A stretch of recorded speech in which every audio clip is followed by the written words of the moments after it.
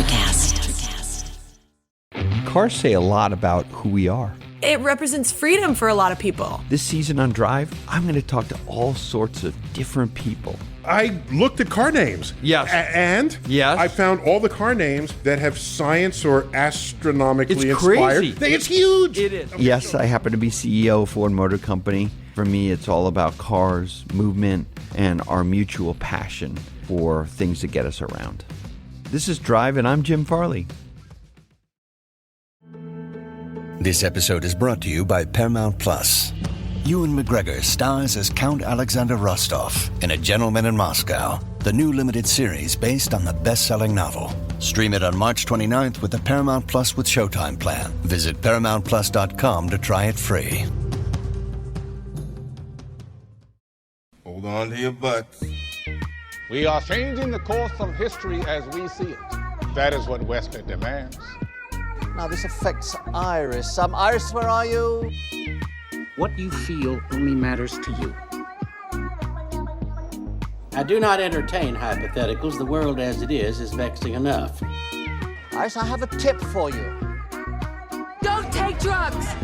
Or whatever movies with Wesley and Iris.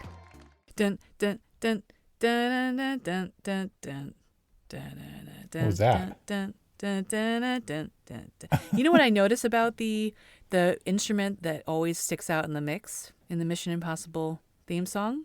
The drum line snare. It's literally a marching band song.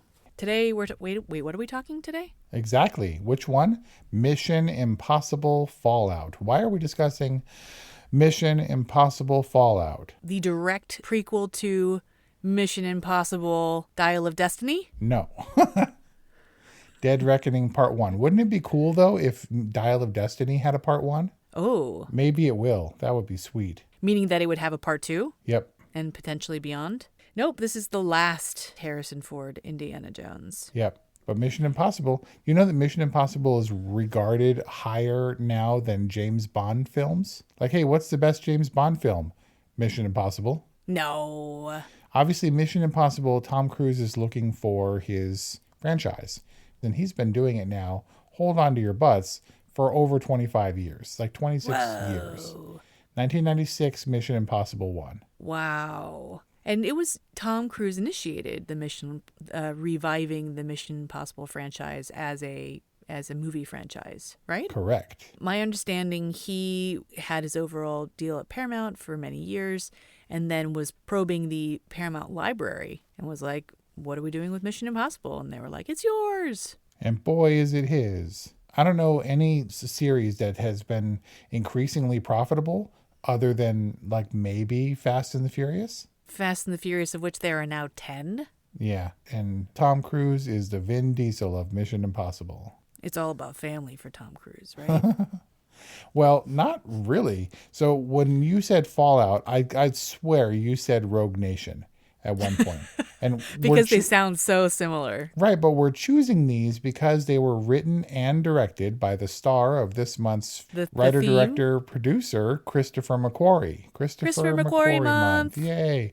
And he wrote and directed both of them. Actually, Rogue Nation is a good companion, obviously, to Fallout because it has some continuation that I haven't revisited it in a while. I'm happy that I watched both Rogue Nation and Fallout ahead of Dead Reckoning because they're not standalones. I think they kind of were standalones, but Mission Impossible has become this generational affair, if you can believe that. And there are characters and things that tie in from the last movies, the kind of new regime in Mission Impossible. And so I was glad I watched both. And we're talking about Fallout because it directly ties to Dead Reckoning coming later this month. So Mission Impossible Fallout is the 6th installment of the Mission Impossible franchise and the second of 3 sequential stories. Well, I mean, they're all connected, obviously. This one, Fallout, has throwbacks from as far back as 3. But and then this Fallout is the one where I think they brought on the Jeremy Renner character in 4, and he had a 3-picture contract. But Fallout, he's not in. Does that mean that he will be in Dead Reckoning? He's not on the cast list. He walked away at the end of the last one, Rogue Nation, as though he was going to be in this one, in Fallout, I mean. And he's not. It's weird. They just kind of did away with that character. I think at the time, Tom Cruise was lining him up for a Shia LaBeouf-style replacement for his character when he gets too old. But then Tom Cruise discovered that he never gets too old, that he's just going to do it forever. Was Shia LaBeouf supposed to replace Indiana Jones? Is that what you were referring to? That's how it was looking. He was the golden boy, but as we all know, Shia LaBeouf did his thing where he kind of goes off the rails. And look, even Tom Cruise went off the rails. And Fallout was a massive hit. At least it took in a considerable worldwide box office, even though it was extremely expensive to film. And this is the last Mission Impossible movie that we got, and filmed pretty much right before he went to film Top Gun Maverick, even though this film seems like an eternity ago. Isn't there a Vanessa Kirby Shia LaBeouf connection? Yeah, they were in Pieces of a Woman together. That's right, the full dong Pieces of a Woman. Yep. Jeez. I think there was full vag too, albeit in a compromised state. But also Vanessa Kirby was also introduced in Rogue Nation, as was the Ilsa Faust character. So these are these recurring characters that were established in Rogue Nation and are carrying through at least to Dead Reckoning 1. Okay, because Vanessa Kirby makes a pretty cool villain. I mean, I don't really buy her as an arms dealer, but I guess she was just fronting because she was with the CIA. Yeah, but hold on to your butts. Vanessa Kirby, the White Witch, the White Widow, is actually the daughter of the Max character from the original Mission Impossible 1996 movie. Wait, like in real life? No, that character, Max, was her mother, and Max was an arms dealer. Oh, like she has character backstory. Yep. I see. So again, hearkening back to 1, but that's, it's just like it's her daughter. That's why I was saying it's become a generational affair. The other noteworthy thing is, like James Bond, who was, one-off missions here and there, and then they finally established as Benji calls it, the anti-IMF in the Syndicate in Mission Impossible. James Bond also has Spectre. So this is them adhering pretty closely to a James Bond, at least semi-formula, but it's still its own thing, and he's a different person because, hey, he's American. But Mission Impossible really owes a lot to James Bond and has probably now eclipsed it in popularity. I can see that. I bet we could spend a whole episode on the parallels between James Bond and Mission Impossible. Two quick clarification questions. So what does IMF stand for? Impossible Missions Force, which is a little bit clunky. And totally fictional, right? Yeah. I mean, if you're going to have like a fictional organization, wouldn't you want to make it sound a little cooler? IMF sounds vaguely governmental and stuff. It does. Okay, I'll grant you that. I mean, I always wondered what IMF stood for, and then I was like, but then when I found out what it stood for, I was like, okay, that's kind of dorky. Secondly, am I understanding correctly that the group that is the main threat in Fallout are rogues of rogues? No, the Syndicate was established in Rogue Nation. They're a group of rogue agents or former agents who are causing terror. Again, the anti-IMF, so that he has an institution he's battling against, and it's not just a standalone series where he's fighting various bad guys. Now he's fighting a criminal enterprise. But the Apostles are like a subset of the Syndicate. Sure. So they're rogues of rogues. They're rogues. Okay. They're rogue squared. Rogue squared. And John Lark was the leader of the Apostles, or August Walker was the leader of the Apostles, or both? When Henry Cavill's character, August Walker, is talking to the Solomon Lane character, he says, or who he thinks is Solomon Lane, but is actually Benji in a IMF mask. He says, when I wrote those words, ... meaning when I wrote the words that are attributed to John Lark. Okay. Who is John Lark? Nobody gets that. It was a Who is John Galt reference. I was about to say, is that a Atlas Shrugged reference? Right. So we're talking about Christopher McQuarrie in not celebration, but in support of the writer's strike that's currently going on. And he is first a writer, or was at least recognized first for his writing, and then became a director. It's really weird that Rogue Nation was his first Mission Impossible directed job. Massive movie, huge undertaking for a writer dude. And that is because if Tom Cruise pulls you in, nobody complains. Tom Cruise knows how to make money, at least, and for the most part. And so he brought his writer, collaborator, friend on board to direct a massive movie, carrying over to Fallout, carrying over to Dead Reckoning 1 and 2. So he's the man from now on. He really is. And this is obviously Christopher McQuarrie has source material when it comes to Mission Impossible. And of course, the writing experience is a collaborative, creative one. But really, it kind of comes down to Christopher McQuarrie and the page. Right, so he has a ton of control there and obviously has demonstrated mastery of that craft with his other films. We've already discussed Usual Suspects, for example. But I also wonder, I think that Tom Cruise requires a specific kind of director, right? Because we know that Tom Cruise is very creatively involved from a producerial perspective and just from a pure star standpoint. What I'm trying to say is I don't think that this is like a traditional director job, nor is this a director-driven project. I agree. I don't think that this is in service of, we have to get this guy because his style is so noteworthy. I think this was pretty by the numbers, although that's a lot of numbers, for what they wanted to achieve.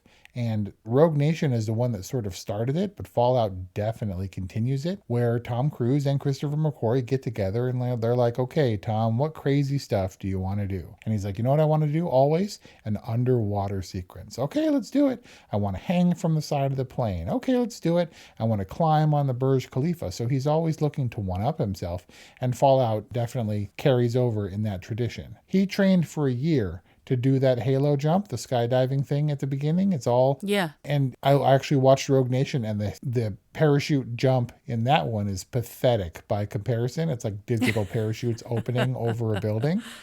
And so really extensive. And the car chases and stuff, that's mostly, if not all, Tom Cruise. On a motorcycle without a helmet. And in the BMW, doing the maneuvers. Some of them were augmented, and I think they added some cars to when he's going around the Arc de Triomphe in Paris. They get these major set pieces, what do you want to do? And they literally craft the story around it. I think the same applies to Christopher McQuarrie's direction, which is perfectly serviceable, but I wouldn't say that it's flashy in and of itself. It's very utilitarian, set up for, technically speaking, for what they have to do or what they're attempting to do. Hopefully Tom Cruise won't die before he completes Dead Reckoning Part 2. Yeah, there's nothing calling attention to itself in the directing. At least visually. But as far as the writing is concerned, while it veers into convoluted territory, that's probably our fault or my fault, because it is every bit as complicated with John Galt, with the Syndicate, with the sort of weird love triangle, with the backwards and forwards double agents and secret identities. It's just as complicated as anything in The Usual Suspects. And it's a balancing act that he's not only trying to do per film, but as part of a larger picture.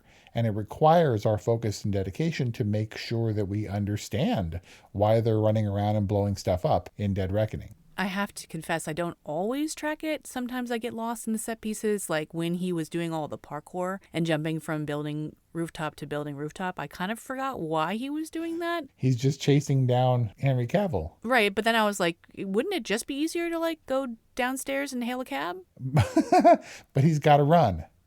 Tom Cruise got to run. He has. And this one cost him.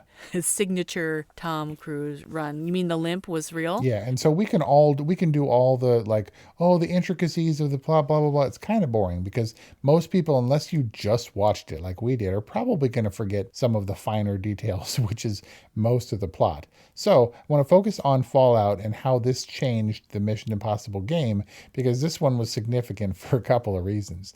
Number one, the limp was real because when he does that thing and he runs onto the platform and he jumps and hits his chest on the side of the building and hauls himself up, totally shattered his ankle. It's pretty graphic. You didn't know this? This was a big thing. It shut down production for 8 weeks at least. No. He did the jump. Why? I have no idea. Did he have a safety harness? Absolutely. Did he have a line on him? But he still jumped between buildings from a platform and did that awful land where it's just his elbows above the lip of the building, and he slams into it full force, and you can see his ankle break. It's not the angle that they used, but the jump they used is the right one. And when he climbs up onto the building and limps away, it's on a fully broken ankle. And then they stop. Right after that shot, they stopped, shut down for 8 weeks. Everybody went away. The doctor's like, you're never going to run again. And 8 weeks later, he was running at full tilt. What? So this had like 5 different production delays or hiatuses for various reasons, and some of them were injuries. It took so long to come back. By that time, Rebecca Ferguson was pregnant. And by the end of filming, supposedly she was like 7 months pregnant. And so they were like, what did you guys do? Like during the shutdown when he was like waiting for his ankle to heal. And she's like, I went and made a baby.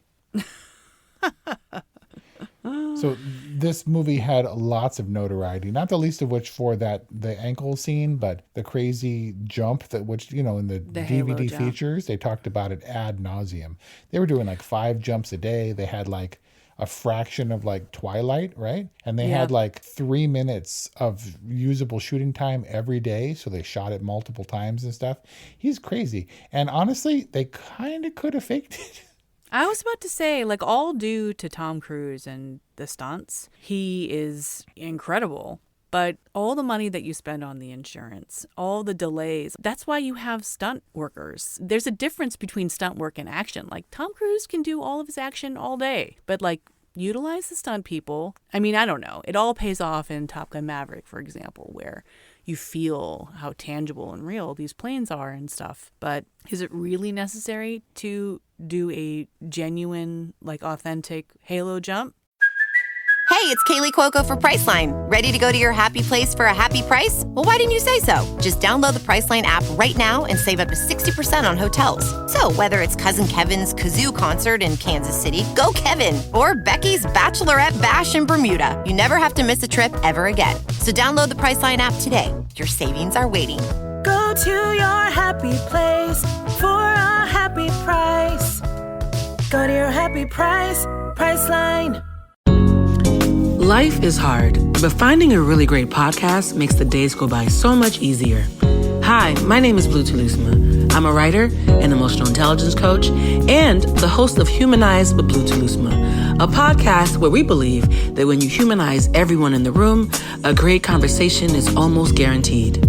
Join us every week here on Electricast as me and my guest co-hosts unpack big topics and interview even bigger personalities with a sense of humor and a dash of mischief.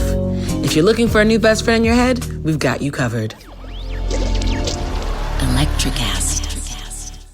I mean, it looks pretty cool. But while he's doing the halo jump, you're looking for the inconsistency. You're looking at like, okay, I heard that Tom Cruise really did this jump. How cool is that, right? And so you're watching, how does it translate to screen? The fact that he actually did it and that the cameraman jumped out of the plane with a 20-pound camera with an IMAX lens on it. And then Tom Cruise had to jump out after him, pull up right to the camera in focus and then stop in midair so that we get a clear shot of his face.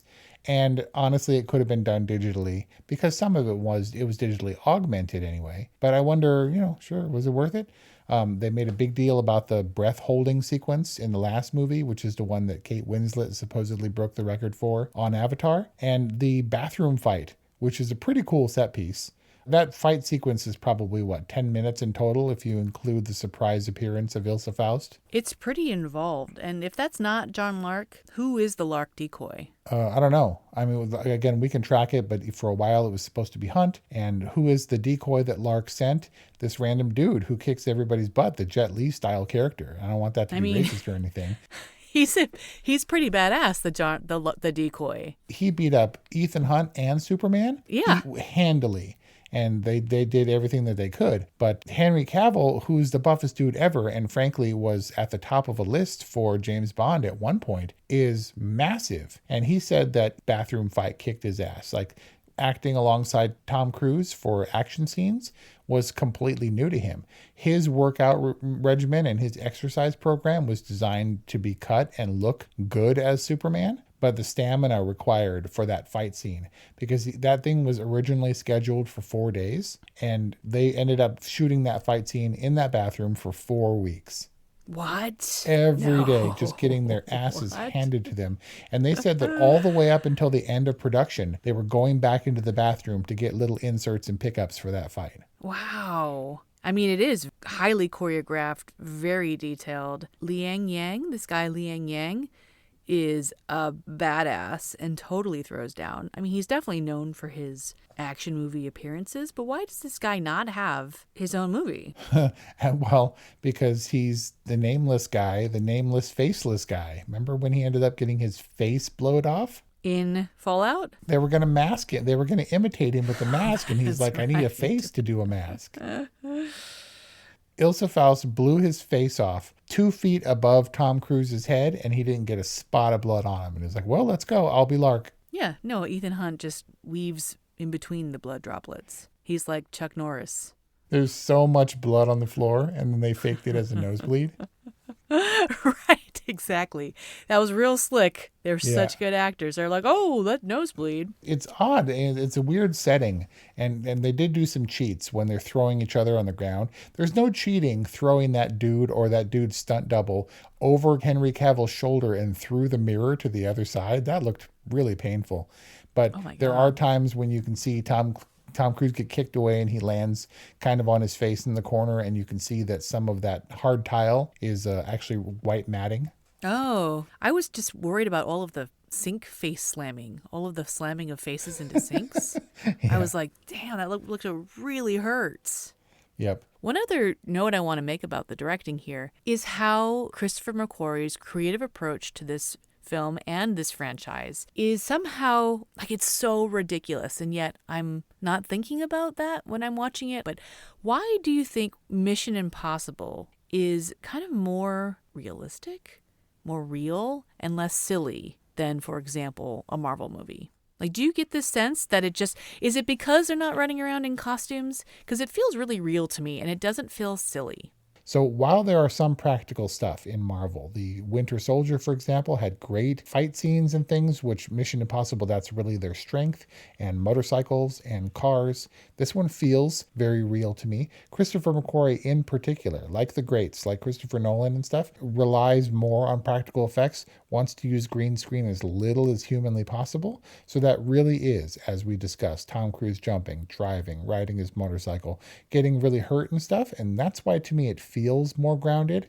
There aren't any cheats in Mission Impossible unless you count the gadgets. There is some weird windshield facial recognition and handprint technology stuff going on, but that's to kind of speed things up so we can get more action sequences. It's mostly cars and running and bullets. Yeah, that kind of stuff is more technologically, even if it's fake tech, it's more tech grounded than it is magical or fantastical. I mean, obviously, it's completely fantastical that Tom Cruise or Ethan Hunt even can grab onto the skids of the helicopter and hijack a helicopter in midair. That being said, they do take time. They take valuable screen and runtime for him to fall off the skids, down the rope onto the payload. Like, there are moments of kind of quote-unquote humanity that remind us that he's not a superhero. And I think that those are important. Yeah, because he actually has to do it. Right. Oh, he's like, you can see Tom him Cruise has to do it under the helicopter trying to kick up to the skid, and it's not easy to do. It's a good thing that helicopter was towing an ambiguous payload of pillows or mattresses or something. I'm not sure what the payload was or why the line was so long. So long. And also, why didn't he use the long line of the payload to just mess up the rotors? Right, just drag it into the rotors. Right. He tries to video game bomb him with the payload. A weird moment when he goes to do the thing and then misses. It's kind of a long setup. Right? When he could have brought down the plane and also released the payload and not compromised his own copter. But thankfully, this wasn't just bad guys getting away. Jump in the closest vehicle. Bad guy has a helicopter. We're going to take a helicopter. It was compounded, I think, by multiple factors. Not only did he have to climb up that helicopter from the bottom, but he gets into the wrong one, and then he has to fly the helicopter, and they're like, wait, you're flying a helicopter? While they're under the constraints of the detonator countdown. At the same time, he's fighting Superman with an automatic machine gun, while at the same time, Luther and his wife or ex-wife are working on the other bomb. While the other team is fighting Lane and the countdown they're all fighting the same countdown completely in the blind, not knowing if each of the three teams is going to be successful, and they all have to be within 0.17 seconds of the detonation or everybody dies. And it's all brought together by hype man extraordinaire Vin Rames, who's like, he's going to do it. What does he say? Yeah, he's going to do it. He's going to get it done or whatever. And for some reason, when he says it, I believe it.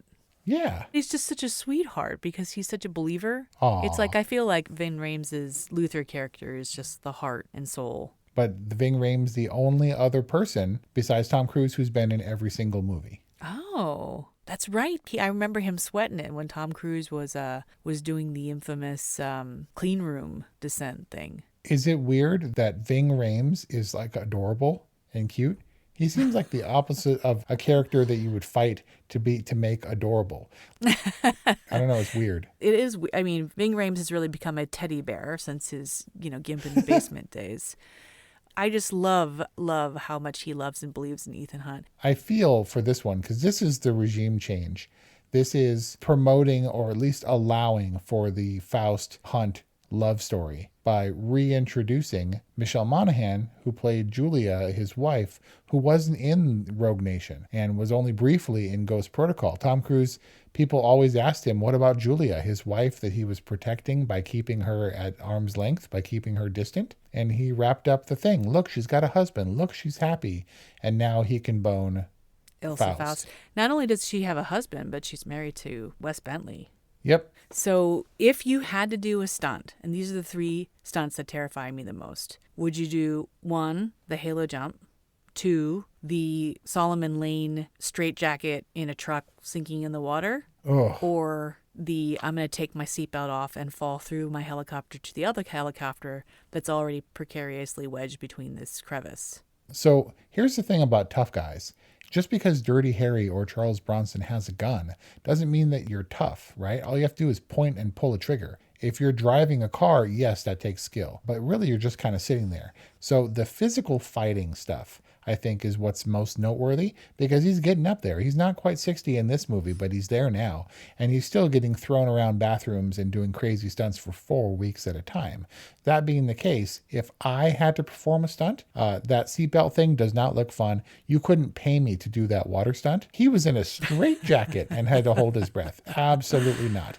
I think as long as I get a little bit of practice and don't freak out, the halo jump requires some focus, but all I have to do is jump, float, and then pull the thing at the right time. I mean, pretty controlled, I guess, by all accounts, and not to say that the other ones weren't performed safely, but I have to say that the straitjacket in the car with the tidal wave that's about to hit me would definitely freak me out the most. That's absolute bottom of the list.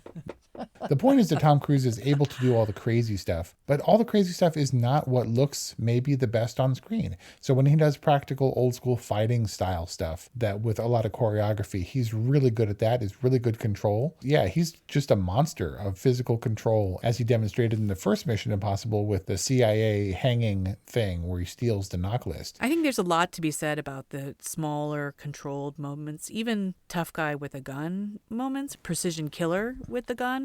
When he shoots down the 3 or 4 bad guys in front of the French police officer. Yeah, the cop to save the cop. Yeah, that's pure training from Collateral, right? Right? That is like Collateral callback and just really, really impressive firearm work. And maybe it's all in the edit and they make him look faster than he is. But the way that he moves his gun, the way that the shots are fired, it's either Tom Cruise or precision filmmaking or both. But it's still pretty impressive even when you're talking about that being in comparison of these massive, massive set pieces. So this one is a good revisit ahead of Mission Impossible Dead Reckoning Part 1 because the stories carry over and stuff. That said, I didn't remember what the story was. I mean, they're all MacGuffins. It's all plutonium or some vague weapon or a list of some kind. The first one was a knock list of the non-operative covers, the identities of all the IMF agents. The Rogue Nation was also a list of a similar type, and this one was plutonium. Sure, there was the rabbit's foot in Part 3, all good. Dead Reckoning, I don't know. There's like a super weapon or something, I understand. And the point is that you have fun with the intrigue, you can follow closely along, and also see Tom Cruise run and fight stuff and drive. And it feels believable, I guess, to me, albeit a little bit sped up. And it's convenient, but the dude's really jumping out of windows. and jumping across buildings and doing 360s backwards in BMWs in tight alleyways and stuff. And nothing but respect for Tom Cruise and Christopher McQuarrie for, I think Christopher McQuarrie, the subject of our Christopher McQuarrie Month, is in the fold because he's the dude who lets Tom Cruise do this stuff. And Tom Cruise is like, I need a reason to do that stuff. And Christopher McQuarrie is like, I can help you with that. Christopher McQuarrie provides the connective tissue and the realism that allows these fantastical stunts to be carried out and to basically be the spectacle background of one of Hollywood's last true movie stars. All right, we kind of gushed. What I'm saying is I think we were a little easy on Mission Impossible Fallout, but what point is there in getting hypercritical about this movie? Yeah, I don't know. Or the last one. Honestly, they kind of blended together for me. We're saving our real criticism of plot, of writing, of pacing, of editing, of stunts for Mission Impossible Dead Reckoning Part 1. Coming soon on Or Whatever Movies. So your final rating for Mission Impossible Fallout from 2018, available on Paramount Plus, is? Is it absolutely essential viewing? I guess it is essential viewing, and thus a totally if you are a Mission Impossible fan and need to get it back kind of under your control before seeing Dead Reckoning. That said, it is by no means my favorite Mission Impossible. That title is held proudly by 3, which people seem to like the least. That said, everybody's good in this movie. Nobody stands out as being horrible. The idea that Alec Baldwin could try to kick Henry Cavill's ass, that's kind of like when he got knifed, I was like, well, you kind of asked for that. But I like everyone involved. Definitely an all right and a fun movie. I'm glad I got to revisit it because it gives me context for what is undoubtedly going to be complicated and convoluted Mission Impossible Dead Reckoning Part 1. I think I'll join you for an all right, and I will definitely look forward to eating popcorn while watching Mission Impossible Dead Reckoning Part 1 in IMAX. And that's our discussion on Mission Impossible Fallout. We hope you enjoyed this discussion in addition to our other Christopher McQuarrie discussions, and that you will like us on social media at Or Whatever Movies, that you will support us on Patreon by becoming a movie friend. And we'd love to hear from you, or whatevermovies@gmail.com, 818-835-0473. Thank you for listening, and we'll see you next time. Electricast. Welcome to Tuning Into Sound Wellbeing, where we harmonise your mind, body and soul. I'm Amanda, your sound therapy expert. And I'm Stephen, the curious explorer uncovering the mysteries of sound. Together we explore vibrations, frequencies, and the power of sound therapy and tuning forks. Discover ancient wisdom, reduce stress, and tune into a healthier life. Subscribe to Tuning Into Sound Wellbeing today. Hey there, I'm DC. I host the rock podcast Back to the Arena, The Interviews. It's about a 30-minute podcast where I talk one-on-one with a band who has released new music. You can find us on all the best podcast sites like Spotify, Apple, Google, iHeartRadio, and more. If you're a rock fan like me, subscribe today to Back to the Arena, The Interviews. Electricast. Electricast.